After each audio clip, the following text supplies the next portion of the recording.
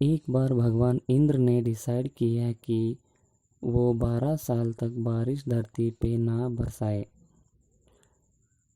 उन्होंने भगवान शिव जी और पार्वती से जाके रिक्वेस्ट किया कि 12 साल तक अपना डमरू ना बजाए।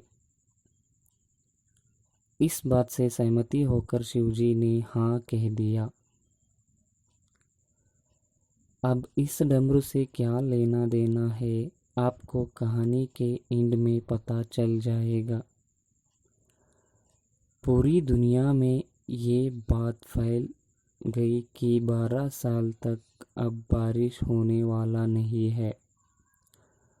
सभी लोग मिलके इंद्र के पास गए और रिक्वेस्ट किया कि बारिश बरसाए।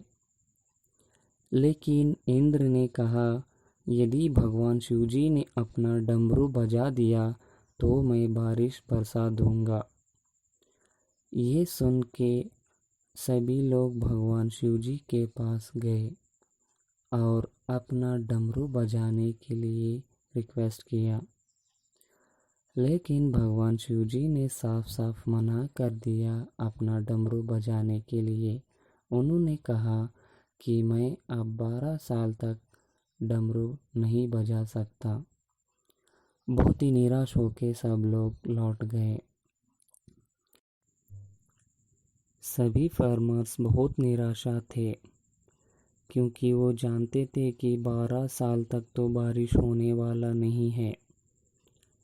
अगर शिवजी डमरू बजा देते तो हो जाता था, लेकिन शिवजी ने भी मना किया।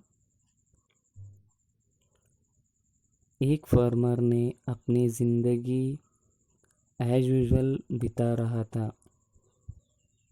फार्मर ने डेली सवेरे उठ के खेत को जाता था और खेती करता था। ये कार्य निरंतर कर रहा था।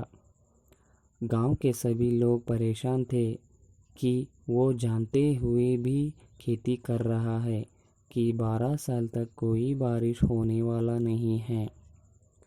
लेकिन वह फार्मर अपना रोज़ कार्य करता रहा। 2 साल बीत गए, लेकिन फार्मर ने हार नहीं माना। वो रोज़ खेत को जाता था और खेती करता था।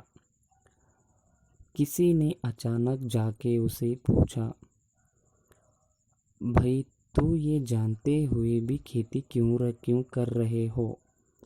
तुम ये जानते हो कि 12 साल तक खेती करने का कोई लाभ नहीं है, क्योंकि 12 साल तक तो बारिश होने वाला नहीं है। तुम्हें लोग तो पागल कह रहे हैं।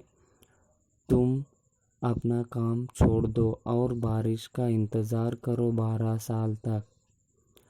ये सुन के फार्मर ने कहा, यदि मैं 12 साल तक इंतज़ार करता रहा तो मैं अपना काम भूल जाऊंगा और मैं सही से खेती नहीं कर पाऊंगा।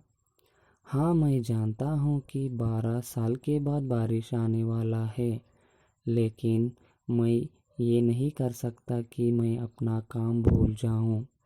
इसलिए मैं रोज़ खेती करता हूँ।